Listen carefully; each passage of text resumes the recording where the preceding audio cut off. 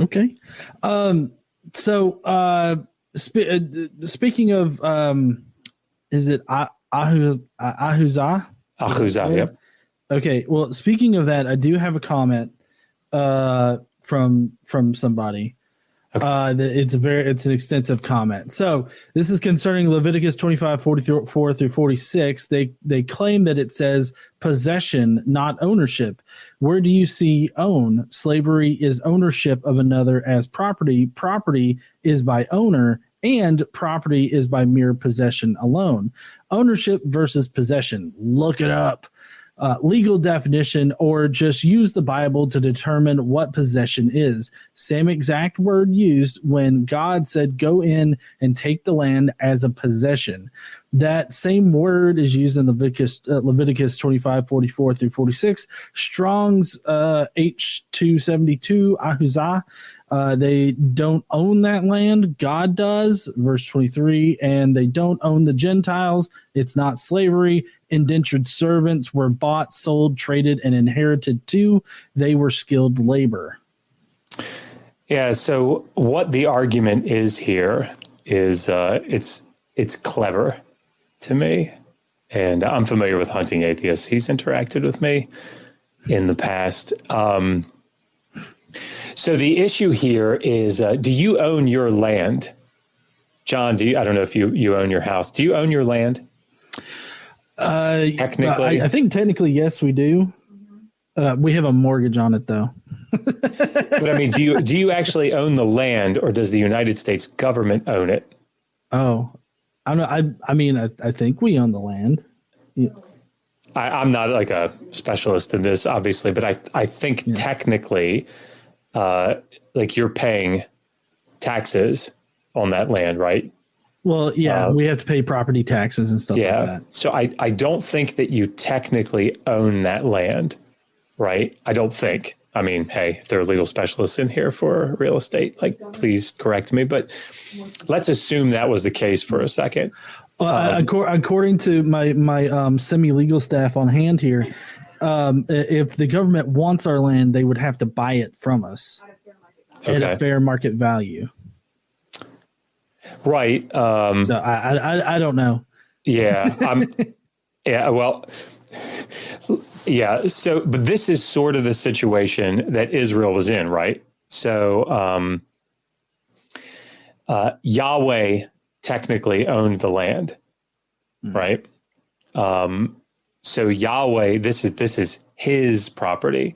And what he's doing is he's saying to the different tribes in the narrative, like, here, this is your section, this is your section, this is your section. Do you technically own it as an Israelite? I mean, let's think about it. You can sell it, right? You get the proceeds from that. You can utilize the proceeds as you will. Like, for all, let's say it this way, for all intents and purposes, you own the land that you live on, right? Even if it's technically not the case, that there's some like legal stipulation that says that, and if I'm right, and I may not be, but you have the right to sort of do with that property in a lot of ways what you will, right? So you can tell people, like, get off my land. I have the right to this land. I can, plant a bush or whatever. So that is what the term achuzah represents, right? It represents, it's used almost exclusively as landed property. It's the inherited property that the Israelites own. Right? It's their inheritance. It's the thing that they pass on to their children, that stays in the family, that has to stay in the family, right? It's technically, ultimately Yahweh's, but it's given to them, right? So for all intents and purposes, and practically speaking, they own it, right? So again, when we define the meaning of terms, we absolutely have to utilize the context. That's what drives it. That's what determines it. So this is the only place that humans are referred to as achuzah. It's always land. But here it says these slaves will become your achuzah. Now, what does that mean? Well, it means that they become part of your landed property. It becomes part of your inherited household. It's the thing that when you pass on the land down to your son and grandson or whatever, the slaves go with it, right? If you want to somehow read into that Yahweh ultimately owns the slave, fine. I mean, if that's what lets you sleep at night, okie dokie. But I mean, that slave is either owned by you or by Yahweh. But that the fact of the matter is that for all practical purposes, that slave is completely under your control, and that slavery is not contingent upon a debt. So, that like, it's an interesting argument, right? It's something neat to think about. But the reality here is that when we define chattel slaves, we're talking about people that are not that there is no release. They're kept indefinitely, right? Now, is it possible? So here's the issue. Let me say one more thing, and I don't want to give too much away here, I guess, because I want to have something for the class on this section. But debt slavery, the reason that there is term limit, there are term limits set on debt slavery, and in the Hebrew Bible, it's 6 years, are released in the seventh. By the way, in the laws of Hammurabi, it's 3 years. They're released in the fourth. Oops, oof. It looks like the laws of Hammurabi there are more moral. Anyway, but I digress.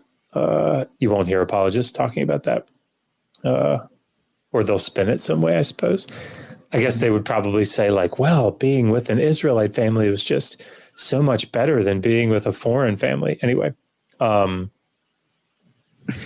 but the reason that those term limits are set is because debt slavery is insidious, right? Everybody talks about it like it's some great thing. It's insidious. So, John, let's say you borrow 10 shekels of silver from me, and in order to buy grain and in order to, buy maybe some tools to plant and get your harvest, and you have a bad crop year, and then you have another bad crop year, and all of a sudden, man, you can't make good on that note, right? You can't pay me back. Well, now you owe me 10 shekels of silver. So I can take you as a debt slave, and I can say, all right, John, for the work that you do every year, I'm going to pay you. It's going to be worth 10 shekels of silver. And you're like, boss, all right, I get out of here in a year, right? And I say, but, I got to feed you. So that's going to be 3 shekels of silver a year. And I got to house you. That's not cheap. So that's going to be 2 shekels of silver a year. So you're making 10 a year, but you're also incurring 5, right? Mm-hmm. And of course, that's incredibly generous. It would probably be more like, you get 10 shekels, but housing is costing you 12, right? I mean, so the point is that every year that you work, you're running into greater deficit. And so oftentimes in the ancient Near East, there's a set limit of time that you have to pay back that you're a debt slave for a certain period of time. If you don't repay it according to the contract by the end of that term, then you're able to be sold as a chattel slave. Mm-hmm. And so quite often debt slavery led right into chattel slavery. So the reason that these term limits were set was to avoid this, because you don't want your population segregating like that. Everybody's really, really rich and everybody else is really, really poor. So this is why, and this isn't, again, it's not just in the Hebrew Bible, it's in the ancient Near East as well. In fact, Hammurabi and the other, certainly many other, but he's just really well known for doing it. There are like declarations of freedom that when king came to the throne, he would declare freedom to all the people that were in debt.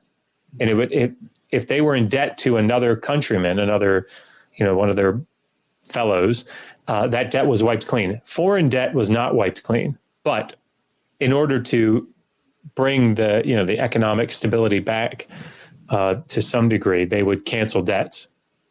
And that's the reason why. So, the debt slavery is not a great thing.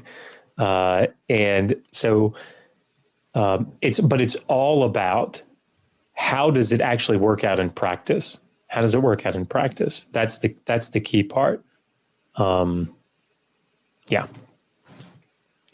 Well, speaking of debt slavery and indentured servitude, one of the things that kind of messes me up is how apologists generally will portray debt slavery or indentured servitude as like, oh, these are people that are too poor to like have money for food or have a place to live. But it's like my brain always goes back to the story of Jacob when he's looking to purchase his wife or who will become his wife, Rachel, right?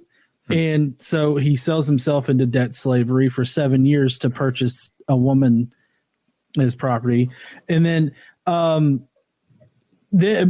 then, and this is the hilarious part, then, he apparently gets the wrong woman, goes ahead and sleeps with her at consummating the marriage, and then realizes after that, it's a lot like, I hate to compare it to this, but it's a lot like going to a restaurant, ordering like a hamburger, and you end up getting like a fish sandwich or something like that, and you eat the other sandwich completely, and it's like, oh crap, I forgot, this isn't my hamburger. Now I want my hamburger. At least in the Bible, it's kind of like that because he gets the wrong woman, and so he has to work for another 7 years to purchase the original woman that he wanted to buy. All of this sounds disgusting to me, by the way, just so that everybody knows. Yeah.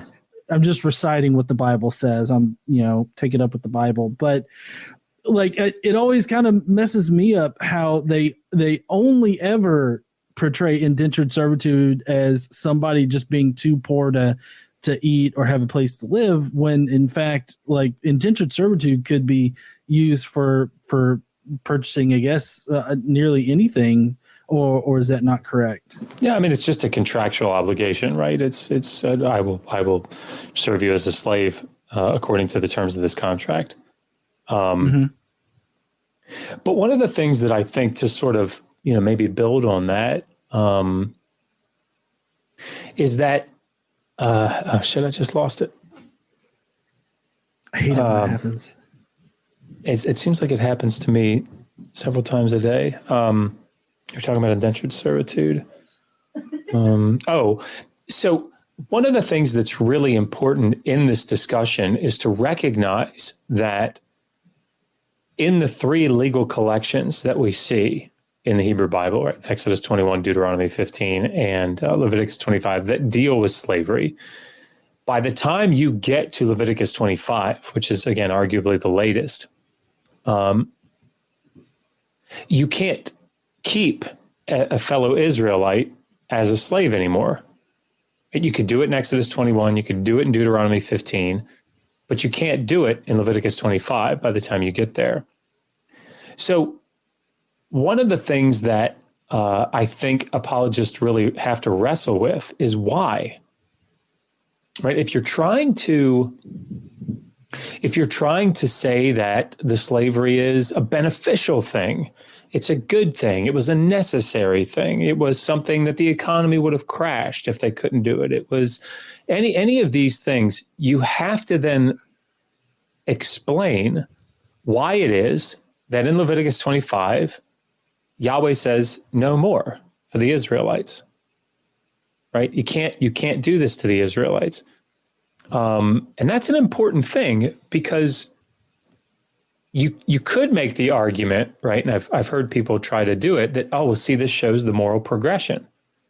The problem is that it outlaws slavery for fellow Israelites, but not for the foreigners, right? So again, they're not seeing this. I don't think that they're seeing this in terms of morality. I don't think they're seeing this in terms of this is a moral good or a moral bad, any more than they would see, charging interest on a loan as a moral good or a moral bad. It's just not beneficial to the person that's being charged the interest. And so this is the rationale. We don't want fellow Israelites being treated in this way. But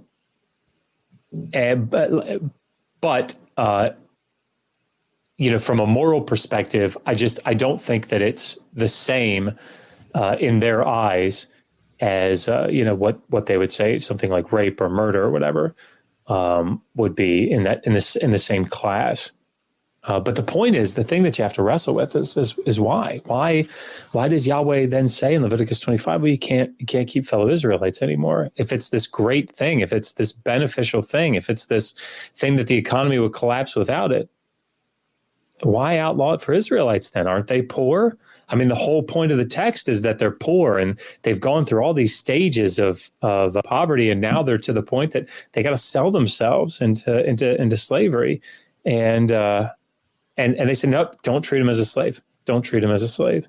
Treat him as a hired worker, right? Which isn't a lot better, by the way, but it is better. I think that's what they have to wrestle with.